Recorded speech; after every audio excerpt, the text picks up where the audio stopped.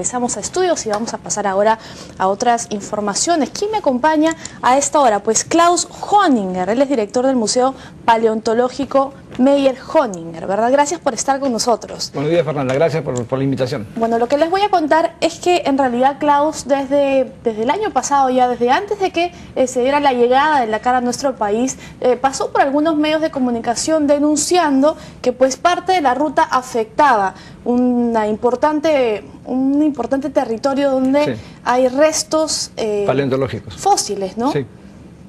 Y no pasó nada. Bueno, yo vengo advirtiendo desde diciembre del 2011, dando una serie de recomendaciones a los organizadores, al ministerio, pero lamentablemente pues no se ha hecho caso, han estado viendo comunicados, contracomunicados, contradiciendo, diciendo.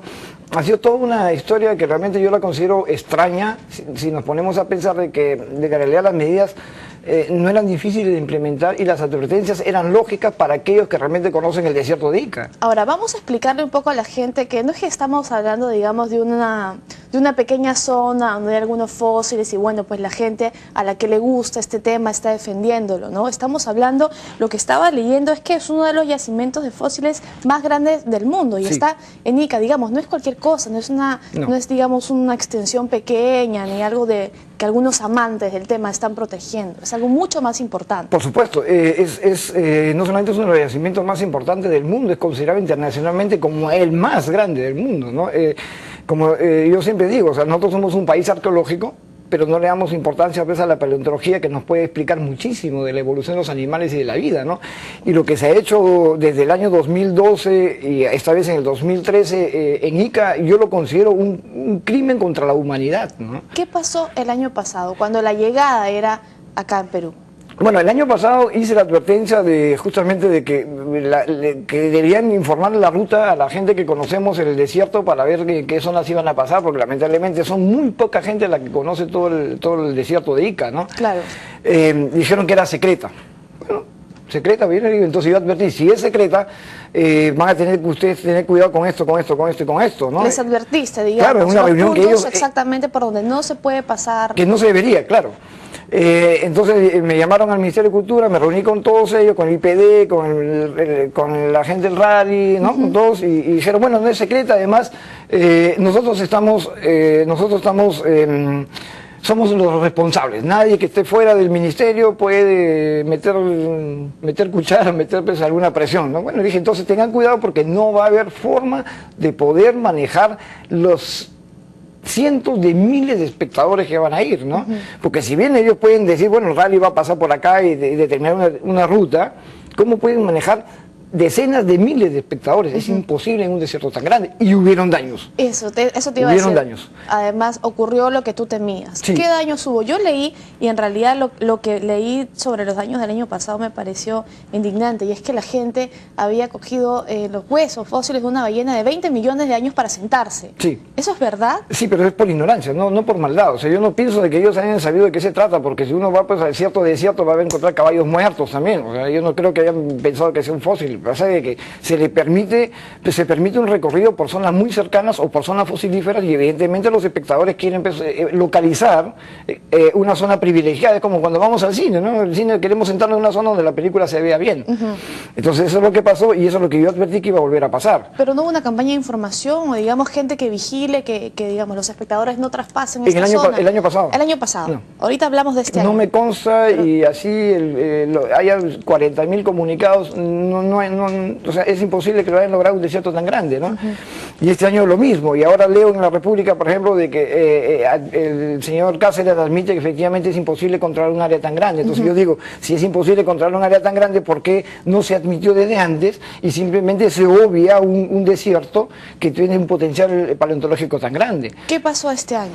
Lo mismo que pasó el año pasado, o sea, se ha permitido, si bien no ha habido daños notorios de fósiles como el año pasado, se ha permitido pues pasar por zonas que son sumamente neurálgicas y peligrosas. Por ejemplo, periodistas del Canal N me han acompañado el día viernes. El Cerro La Bruja es un cerro muy conocido en Ocucaje, donde se han encontrado muchísimos fósiles de importancia científica, y la ruta ha pasado, si no bien no ha pasado por el mismo Cerro La Bruja, ha pasado por abajo del Cerro La Bruja. Entonces, ¿qué pasa? Pusieron unas banderitas y ahora de la producción va a poner solamente la foto, pusieron unas banderitas azules para que el público no pase. Podemos ir viéndolas mientras Sería tú me vas extraordinario para ir contando en explicarles, realidad, ¿no? que eso no sé si podemos poner las fotografías ahí. Ahí está, vemos, por ejemplo, el fondo, ese es el camino, esas son las huellas que ha dejado el Dakar saliendo de Ocucajé, ¿no? Yéndose hacia el Cerro La Bruja, que lo vemos al fondo. Ya. ¿No? Ahí vemos huellas por todos lados de los espectadores, ya que había policía que impedía. Evidentemente los espectadores obviaban el control policial y se iban pues, por las laderas y por las lomas, ¿no? Y digamos, en toda esa área hay en determinados lugares restos fósiles. Sí, ahí es importante, ahí sí me gustaría que la producción pare esa fotografía, ahí se ve clarísimo en el Cerro La Bruja. Las banderas. Las banderitas que pusieron, ¿no? Ajá. Y miren ustedes la cantidad de huellas que pasan por las banderitas, ¿no? Entonces ahora el señor, creo que el responsable era el señor Carlos Vildoso, dice que no, esos no son de la zona de la época del rally, ¿no? Que son posteriores, bueno, dio una explicación media farandulera, pero los que conocemos lo que es tipo de huellas, esas huellas son, evidentemente son del momento del rally, ¿no? Bueno, me imagino además que las huellas no duran mucho, ¿no? En Claro, el desierto, y se van por el tema de tapando. los vientos, Claro. en realidad deben ser muy recientes para que sigan Claro. ahí. Ahí vemos, por ejemplo, huellas de espectadores y adelante vemos el resto de una ballena fosilizada en el Cerro La Bruja y atrás vemos que hay huellas, ¿no? De espectadores. Yo no hablo de carros del Dakar, los carros del Dakar pasaron por abajo, pero los espectadores estuvieron repartidos en toda esa zona. ¿No? Vamos a ver si la siguiente creo que se ve más, es un poco, miren las huellas. Y lo que ven ustedes al lado derecho, en la huella, más o menos al medio de la pantalla, es la concreción con un fósil. Es un fósil. Es un fósil. Esas manchas, digamos, un poco más claras. Claro, y están las huellas encima de los espectadores, ¿no? Y creo que la siguiente se ve mucho más dramática todavía. Son huellas de auto también. Son Lo huellas que de auto. vemos son huellas de auto. Ahí miren esa delimitación con las huellas al lado derecho de los espectadores, han puesto piedritas y hay una columna vertebral. No, Así es un es. fósil, o sea, eso yo lo considero desde el punto de vista científico un escándalo, ¿no? Ahora, Klaus, insisto, ¿no? Para la gente que está escuchando y que de repente no entiende la magnitud, no estamos hablando, digamos, de los huesos de una ballena que varó el mar hace unos años o hace poco, ¿no? No son 20 millones de años, ¿no? Son animales Claro. de hace 20 millones de años. Claro, y ahí lo vemos más claro todavía, Fernanda, mira las huellas, eso no es del Dakar, esos son los espectadores, ¿no? Y vemos las huellas pasando sobre fósiles, o sea, el Ministerio de Cultura no puede tapar el sol con un dedo. Mire, ahí hay una columna vertebral, es un trozo de columna vertebral y fíjese usted la huella Y al de los costado huellas autos. de autos. ¿No? Entonces ya el hecho de permitir, o sea, de permitir, mira, esto es gravísimo. La Pampa Los Médanos dice clarísimo zona intangible, según la ley hay un decreto legislativo. Por esa zona ha dividido, o sea, izquierda y derecha, ya es una zona intangible donde hay fósiles, tanto al lado derecho de ese cartel como hacia el lado izquierdo. Ahora, el Ministerio de Cultura y todas las autoridades dijeron sí, digamos, lanzaron con bombos y platillo el tema de la cara, primero de la llegada, luego de la partida, dijeron se van a proteger todas las áreas protegidas, valga la redundancia, imposible. intangibles.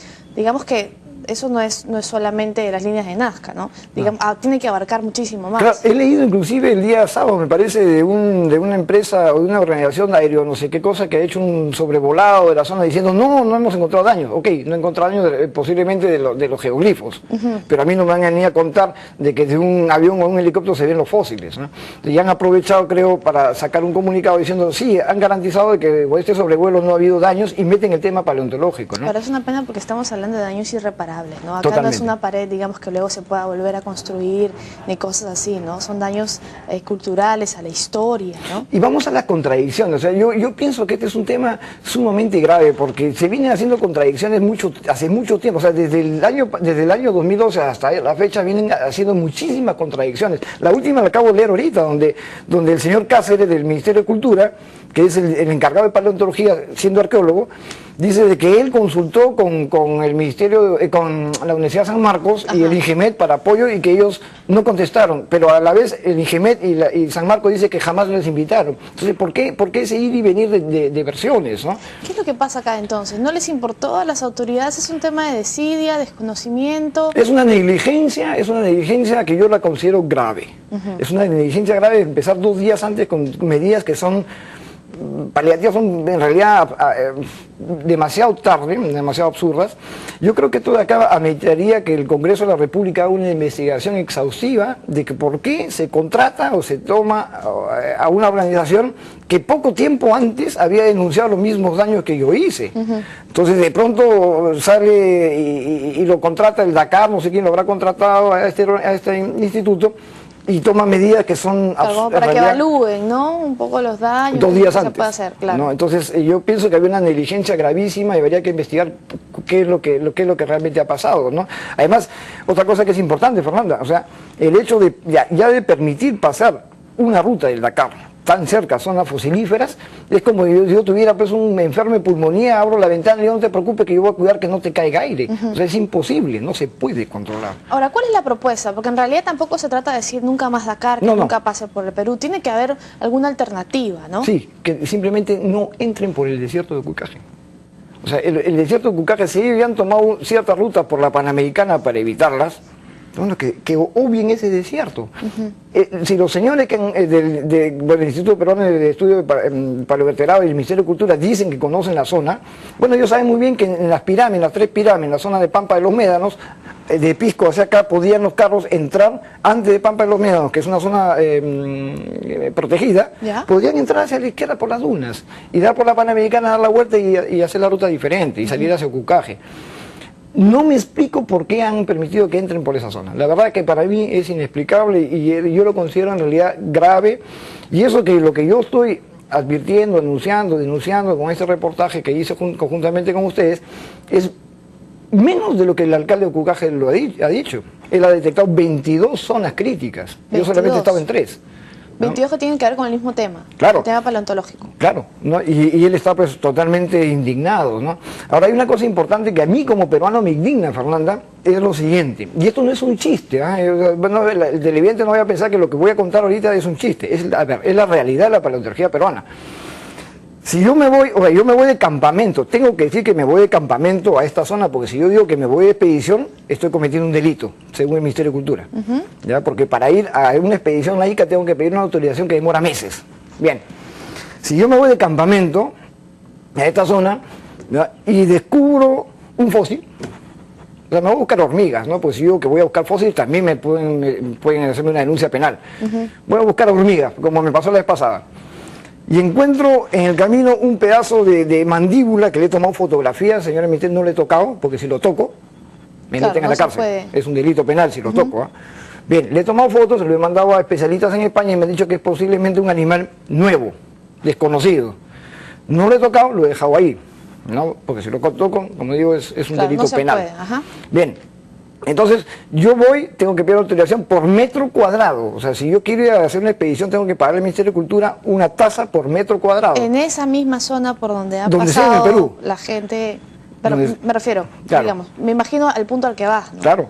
Entonces, por ejemplo, caminar 5 kilómetros tendría que vender casa, carro y empeñar a toda mi familia para poder pagar al Ministerio de Cultura lo que corresponde en tasa. Lo que tú me dices es que debe haber, se debe haber pedido una autorización para pasar por esta área y lo tiene que haber hecho la organización del Dakar y se tiene que haber pagado previamente. Como nos exigen a todos. Claro. Entonces, ¿qué es lo que a mí me indigna? Yo no puedo tocar un fósil porque me meten a la cárcel. Y parte de ese dinero, me imagino, tendrá que ir a la municipalidad también, ¿no? Para el cuidado. Bueno, fuera. Me meten a la cárcel si lo toco. Me meten, o sea, me hacen una denuncia si voy a una expedición sin autorización. Toda una serie de burocracias. Pero el Estado peruano paga 8 millones de dólares, según me dicen, al Dakar, para que hagan su carrera en la zona que nosotros no podemos entrar sin autorización, permitiendo que decenas de miles de personas pisoteen lo que nosotros no podemos tocar, ¿no? Y destruyan lo que nosotros no podemos rescatar.